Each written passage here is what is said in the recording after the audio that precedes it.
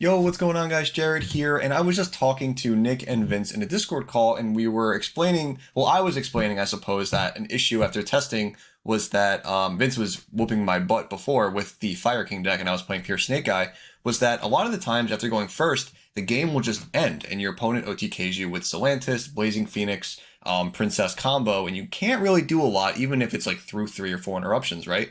And I was trying to find a way where we cannot just lose 8,000 life points right off the bat with that, because our recursion isn't our issue. Our issue is surviving, right?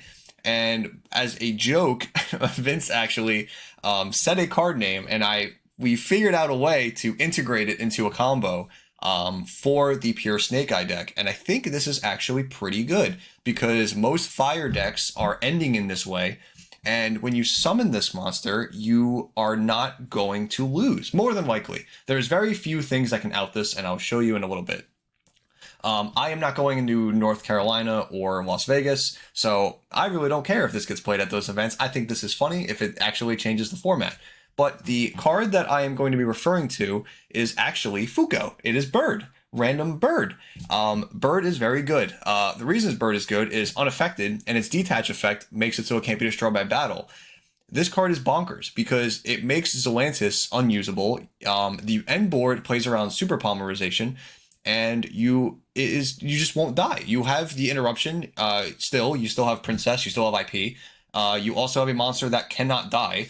And you have Temple, and it's pretty resilient to hand traps. Nibiru is the only hand trap I'm pretty worried about, but I'm going to go into that a little bit as we're doing the combo.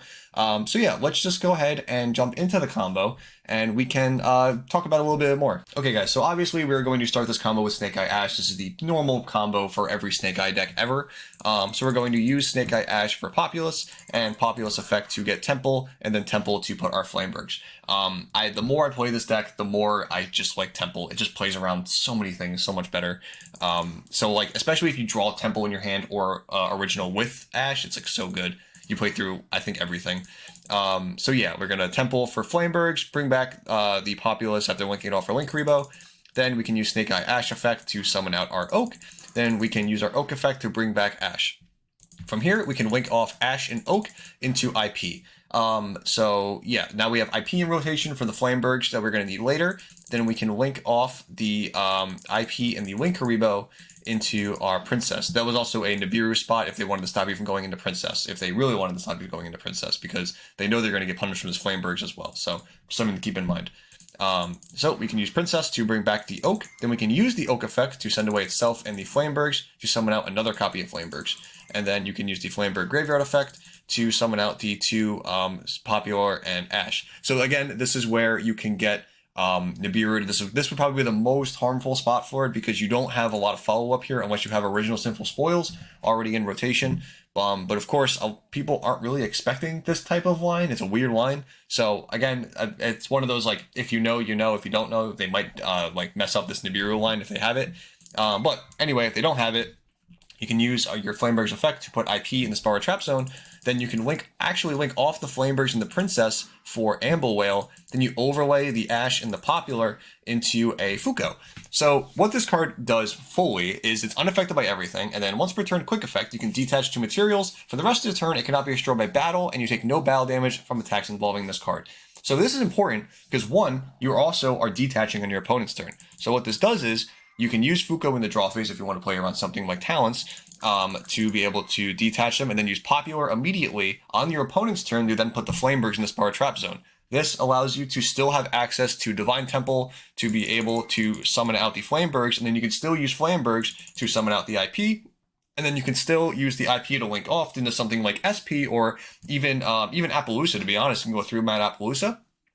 Use the Flamebergs to get back Ash and Oak, and then you can have use Oak to get back Popular, Ash starts another Ash for follow-up, and then you have Linkuriboh protecting the Appaloosa as well. So this is a very good M board. This is very strong.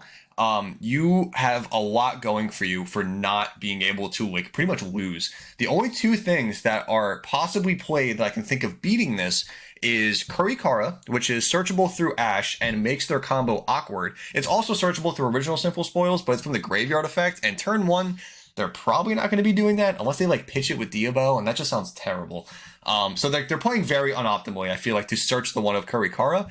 And the other line is Underworld Goddess. And if they're playing Underworld Goddess, they have to sacrifice a lot, and I mean a lot, to just clear Fuko. That's all they're clearing is a stupid bird. But the problem is that they're playing so unoptimally. Even if they do clear it, I don't think that's enough to clear the Fuko and still OTK you on top of that through an IP and through Princess, and maybe possibly like SP or Apo plus Princess plus Linkuriboh. You have a lot of bodies that are like floating around being annoying. So I think this is pretty difficult to OTK through. The only real counter I can think about this is Nibiru going into it. So yeah, let me know what you guys think. I think this is pretty good to be able to come back in the Snake Eye Mirror match, because I'm sure a lot of Snake Eye players and Fire players are realizing that the deck really loses when you just get OTK'd and you can't do anything about it. You don't really run out of advantage. That's never the issue. So if you're playing Fuko and your opponent's not, you can probably like steal a game as long as your like technical play's good and you're okay with playing through whatever board they make. You're probably going to be okay, because we do this with one card straight up, and everyone knows the pure Snake Eye deck plays through hand traps very well, and all you're doing is adding in one bird in the extra deck, and you're not getting OTK. So let me know what you guys think down in the comments. If I accidentally ruin these YCSs, so be it. And overall, please subscribe if you enjoy. I would really appreciate it. So again, shout out to Nick and Vince for this great idea. I will see you in the next video. Bye, guys.